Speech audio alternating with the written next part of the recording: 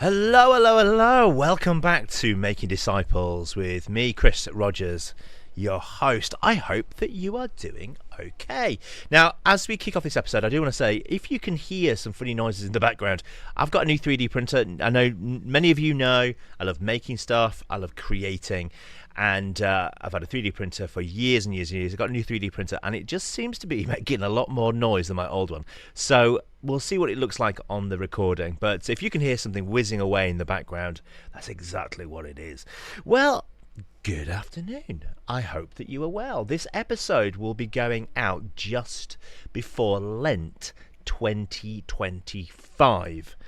So, as part of Lent, one of the things that I'll be doing as a part of our church is creating a WhatsApp group. That in that WhatsApp group, people could join themselves to it. And every day we're going to drop a 2.5 minute thought for the day, each day during Lent. No, not Sundays, because you don't count Sundays in Lent. It starts on Wednesday the 5th of March, and we'll drop a little short video every day as a way of getting you thinking about how do I walk in the way of Jesus. So if you would like to join that WhatsApp group, you are very, very, very welcome to do that. I'll put a link to that WhatsApp group in the show notes so that when that goes out, you can join it today. When this goes out, you'll be able to join it today. And you every day then will get a little short thought from either myself or somebody from our staff team as we walk in the way of Jesus. So I'd love to encourage you to do that. Lent is an amazing time to process and work through how am I doing? Diagnosing where am I getting stuck in my faith? Where is my sinful behaviours, my attitudes, the way that I live? How is this affecting the way that I live? And peeling back some of those layers. Now, the first little thought on the WhatsApp group will be on something I'm calling counting the cost.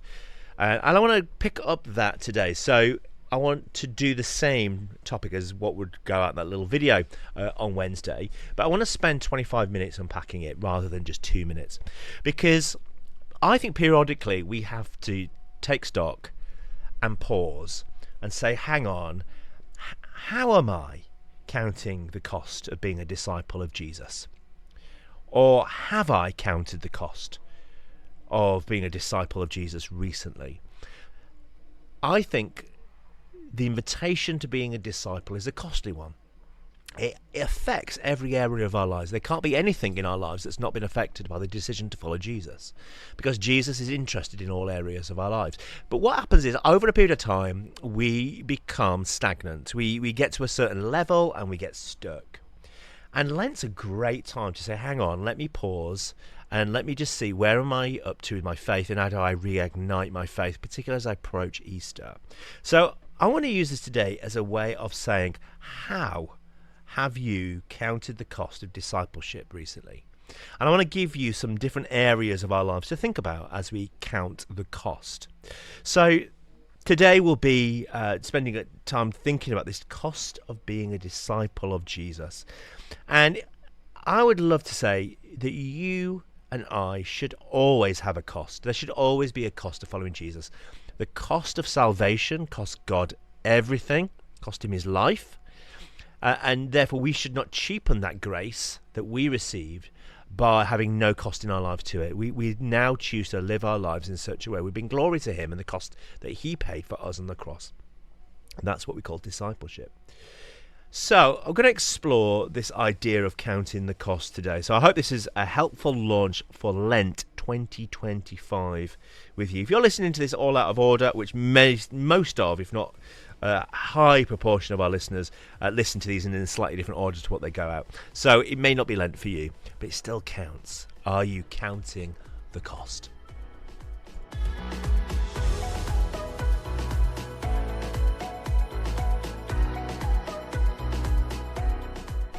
So, have you counted the cost of discipleship recently? I love Bonhoeffer, Dietrich Bonhoeffer.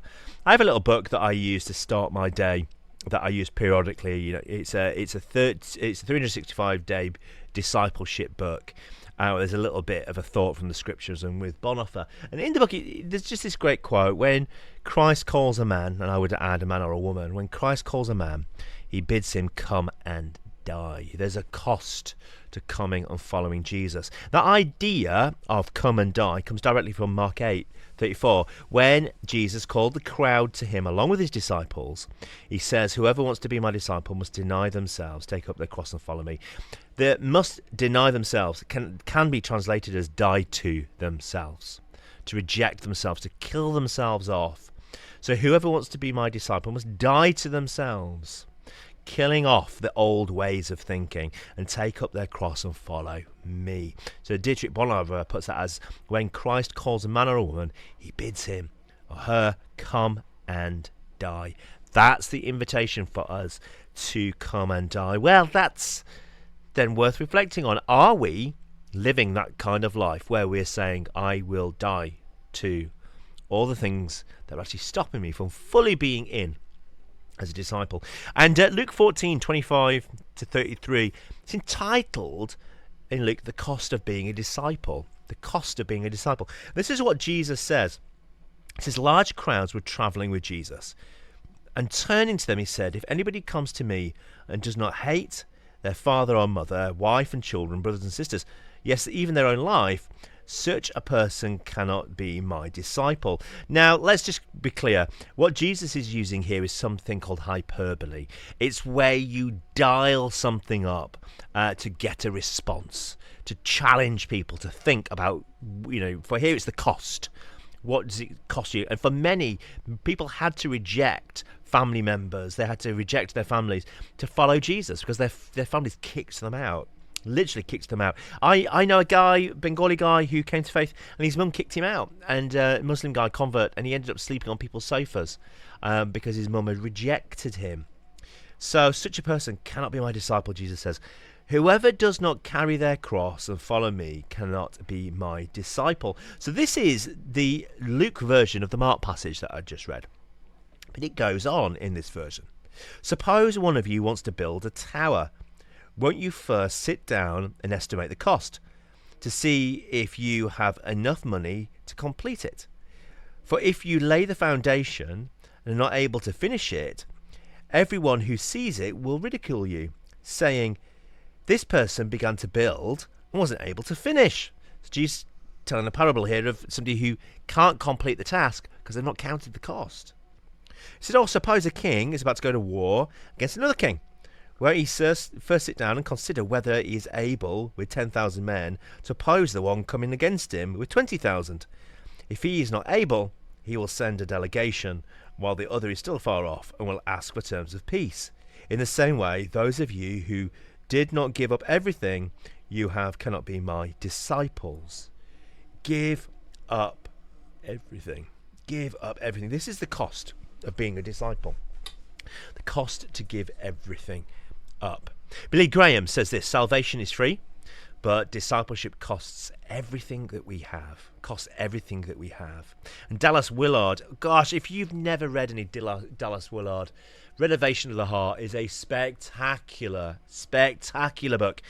And in one of his books he says this: the cost of discipleship is high, but the cost of non-discipleship is even higher. It's going to cost you even more if you don't commit to Jesus. I love those. Salvation is free, but discipleship costs everything you have.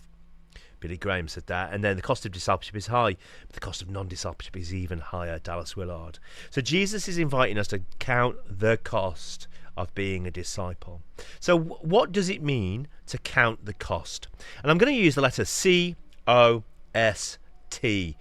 partly as a way of just making this sticky for us to remember it. How do we count the cost? Well, let's start with C. We count the cost by counting comforts. That, friends, there are so many things that make our lives comfortable, things that make our lives convenient. And followers of Jesus may need to leave behind some of the comforts and conveniences of our lives. Followers of Jesus often had to leave behind secure livelihoods, familiar surroundings and family homes to follow Jesus, to go on mission for Jesus. We make it very easy now for us, unless you're a missionary, you're going to go abroad. Most of us will just stay in the same country, if not the same city, if not the same town that we've possibly grown up in for years. So we're not pushed on. But friends, we have to count the cost. As a disciple of Jesus, there may be decisions that you make around how you will use your money. There might be decisions that you make around where you go on holiday or how often you go on holiday. So you might use some of that money to do something else. I run a Christian conference, Spring Harvest. I'd love to invite you to come this Easter. Really looking forward to it. But so many people that come to Spring Harvest say, look, I'm at Spring Harvest and this is my main holiday. I can't afford to go on holiday and come to a conference. So I've counted the cost. I've decided it's more important for my family and I to come, to be envisioned around the gospel, around Jesus. So we're here at Spring Harvest, and this is our family holiday. This is it. We don't have another holiday. This is it. So people have counted the costs. Actually, it's really worth it to invest into my kids' life, to not go on holiday, but I'm going to go to a Christian conference instead. So there are ways that you may have to count these costs around holidays. It may also be around how you share what you have. And, for many years, Becky and I have had people live with us in our house. We've decided to count the cost as disciples and invite others to come and live with us, living in community and doing life together in the same household. And friends, it's really costly. It's costly when you can't watch the movie that you want to watch because somebody else is in the living room. It's costly when you aren't able to go downstairs in your pajamas because there's somebody else who's invited all their friends round. There's a cost to opening your lives up in that way. Luke 9:57-58 says this: as they were walking along the road, a man said to Jesus, I will follow you wherever you go. I'm going to go wherever you go, Jesus. And Jesus replies, foxes have dens and birds have nests, but the Son of Man has no place to lay his head. So this man says to Jesus, I'm going to go wherever you go, Jesus. And Jesus says, really? Really? Can you go where I go? I've given up everything, Jesus says. I have no home anymore. I've got no bed. I'm sleeping around, quite not the right phrase, but you know what I mean. Sleeping from house to house on mission for this kingdom. Jesus has given everything up and he's challenging the guy. Really? You say you want to follow me, but really, can you count that cost? Can you live this kind of life? So the man had to count a cost. And what Jesus is talking about here is the missional cost of being a disciple. But there are many comforts that we may say, I just can't do that. I can't choose to buy that sofa because I know I need to use that money for something else which will eradicate poverty in a different area of somebody else's life. You may choose to live simply so that you're not surrounded by consumerism. And so there's so many things that you might have to count the cost on in your life, counting these comforts that are around you. So C is for counting the cost of the comforts. O, you may have to count the cost in the opportunities that you have in your life. So offering your time, your talents, your treasures to God's purposes, to his direction, may mean that your career has to take a different path or direction. You may decide. So I've had friends who have had opportunities to really work their way up in the financial sector, and as they did that, they were coming across many things where they were just going, I can't do this because these opportunities that I'm getting are actually pulling me away from Christian values. What I'm being asked to do in the workplace, I can't go there. So they've ended up, these opportunities have not been taken because they've just known that they can't go where those opportunities were going to go. Opportunities then that affect them financially. Then maybe then they've not been able to carry on living the kind of lifestyle that they're living. I've got many friends who worked in the financial industry, started living to a particular lifestyle, really felt like God said, actually, is this honouring me? They've said, no, it's not. So they've stopped doing that. And it's meant that they've had to take a cut then in how they're living. They've had to downsize or live differently under different means because they don't have the same income. But there are opportunities that you and I get all the time, particularly, we've just talked about work, but in other spaces where you think, actually, I can't do this because this thing is not going to honour Jesus in my life. So I'm going to give you a little example for this. many years ago, I'm going to put it down to somewhere like 2003. Big Brother. Big Brother was a massive TV show, and it was Big Brother season 3, and I had, just for fun, thrown in an application to join Big Brother. And I'd been interviewed, I'd been brought down to London, I had been picked up in blacked out vehicles, taken to go through this process where they eventually, 7 days before the show started, eventually called me and said, Chris, we would like to offer you the place on Big Brother 3, and there'll be 10 people and you'll be one of them. And I just knew when they offered me the thing, I can't do it. There was an opportunity there. This opportunity would have put me on television, and I would have had to live in that Big Brother house with what often is very crazy people, and my career might have gone in a very different direction. But as I prayed about it, I really felt like the Lord said, if you do this, you'll not be able to come back to the church that you work for, and you will not be able to come back as a youth worker, because people will see you differently. You're not going to be able to do what you do now. And as I counted the cost of that opportunity, I just can't do it. That's not what I'm called to. And I ended up emailing them saying, thank you so much for the opportunity, but I'm going to say no, it's not right. So I didn't. What was amazing was a guy called Cameron then was also invited on, Christian guy, amazing guy, and he actually went on to win Big Brother 3. He was the right person that God had put in that position. So there are times when these opportunities come up in your life that is this the direction that my life is really going to go in? Is this what the Lord wants for me? 2 Corinthians 5:15, and it says this, and he died for all, that those who live should no longer live for themselves, but for him who died for them and was raised again. I love that line, no longer live for themselves. We have a question over our lives as followers of Jesus to count the cost. Who am I going to live my life for? And to live for Jesus might mean there's opportunities that you might turn down. Now, that Big Brother story, by the way, there's lots of people that don't know that.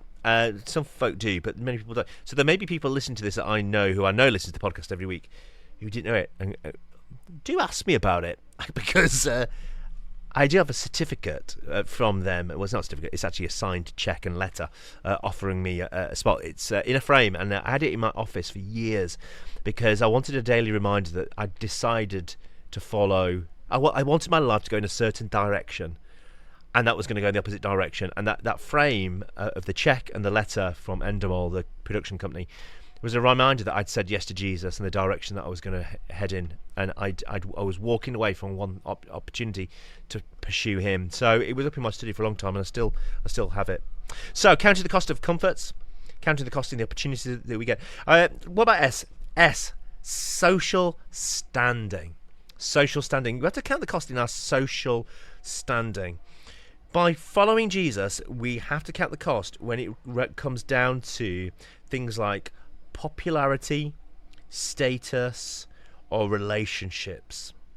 It's so easy to look to be liked and to have good social credit or social standing. And sometimes to get that social credit or social standing, we have to reject Jesus. We have to pretend we're not a Christian, to do things and go places with those people to get that social credit. I think we have to count the cost. We have to sacrifice popularity, sacrifice status, and sometimes sacrifice relationships that are pulling us away from our faithful discipleship. We have to say, no, I'm not going to go down that route. So social standing. There are times when saying the right thing will cost you. And some people will reject you and go away because they don't like what you're saying. And does that mean we don't say it just to stay popular? I think the call of disciples is not for popularity, but to be truthful, to give the truth and say, look, this is it. And I think there are times when it's really hard. I find it really hard. And there are some topics in the church at the moment where I know what I believe, and I have friends who don't believe the same thing as me, and I want to love them. And I do want to love them, and I do love them, but actually my faith may say something different to what they believe. And there are times when I have to say, I can't go with you in the direction of that travel, because I'm just not there. I'm on a different page when it comes to the commitment to my faith. So social standing. Now, 2 Timothy 3:12 says this: in fact, everybody who wants to live a godly life in Christ Jesus will be persecuted. Now, the word persecution is really interesting. When we think of persecution, we think of people who may have been beheaded for their faith or lost their lives for their faith. Persecution for many of us may not go to that extreme. But it can mean that we're being talked about in a degrading way in the workplace. We could be laughed at for our commitment to Jesus. It might mean not getting the promotion that we've wanted because you're just not going out drinking with your boss, and you're just not going to do those things that would earn you that social credit. And there's a cost being made that you aren't going to get that job now because you've not done the things that you might be needed to schmooze the boss. So persecution may look slightly different, but we all, if we're counting the cost of following Jesus, we will see it in our lives in some shape or form. Luke 6:22, blessed are you when people hate you, when they exclude you and insult you and reject your name as evil because of the Son of God, Son of Man. So persecution may be people disliking you, excluding you, insulting you, rejecting you. That's all of those things can be persecution. So persecution may not be beheading, but it can be being talked about in a derogatory way, laughed at for your commitment to Jesus, not getting the promotion that you maybe been after. Maybe it's people who talk badly about you and attack your integrity and that kind of thing. I used to, an amazing friend of mine who was a Christian, who wasn't happy with some of the decisions that were being made in their workplace, and there was a theft in the workplace, and somebody had pinned it on my friend, and they knew that this friend couldn't go where the company was going because of some of the ethical decisions they were making. So somebody pinned this crime of theft on them to the point where they'd faked their signature into the building, claiming this person got into the building at a weekend and stolen some stuff from the safe. I mean, it was pretty horrific. But what they'd done is they'd done this to attack their integrity. Oh yeah, well they say they're a Christian, but look, they've done this. They've stolen from the company, and it was mortifying for my friend because that was like, if you attack my integrity, what else do I have? It was really, really rough. So for him, it was it was clear persecution. So count the cost in comforts, opportunities, social standing, and then the third and final area that I would say is, I call it treasure. It's your money and your other stuff. We have to count the cost of our treasure, where you invest your money, what you put your resources into. Do you choose to buy ethical or not buy ethical? Are you choosing to invest your money into things that are good for the environment or not good for the environment?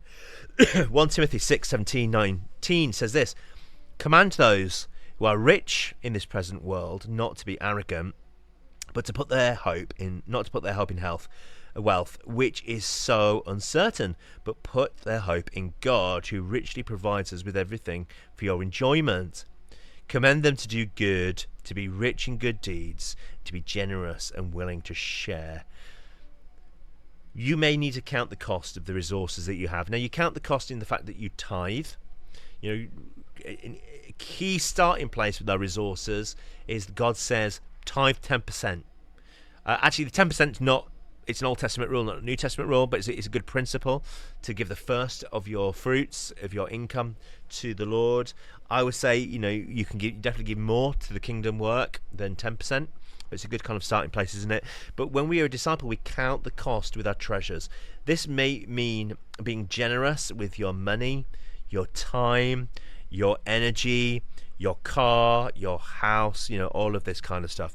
Being generous may cost you in many, many different ways. I've had friends who've given away wardrobes, given away kitchen implements, they've given away their car because they've sensed that the Lord has called them to be generous with what he has given them. And my friend that gave the wardrobe away, it wasn't because he had 2 wardrobes, it was his only wardrobe, but he wanted to bless the person that didn't have one. So counting the cost with our treasures. So how are you using your money? How are you using your stuff? How are you using your wealth? And commend them to do good, to be rich in good deeds, and to be generous and willing to share.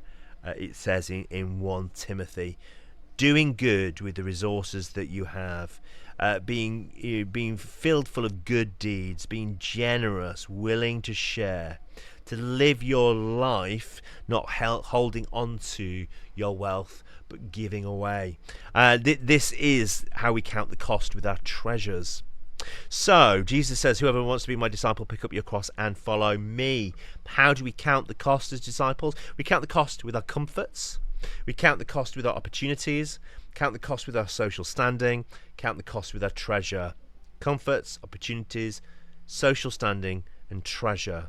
Friends, I want to ask you as we start Lent, have you counted the cost of following Jesus recently? Is there something else that the Lord is saying to you? It's time to count the cost. Lay this thing down. Give that thing up. Live differently for me. And not just for a season, but live differently for me. Is there something the Lord is wanting you to count the cost in? Is there something that you do, something that you spend money on, that the Lord, or spend time on, energy on, that the Lord is saying, actually, come on, I want you to move forward with me. Pick up your cross, die to yourself, die to that thing, and follow me. It's worth spending some time this Lent asking that question. Is there something that the Lord is asking me to give up and count the cost on in this season? Friends, I hope that's been helpful to you.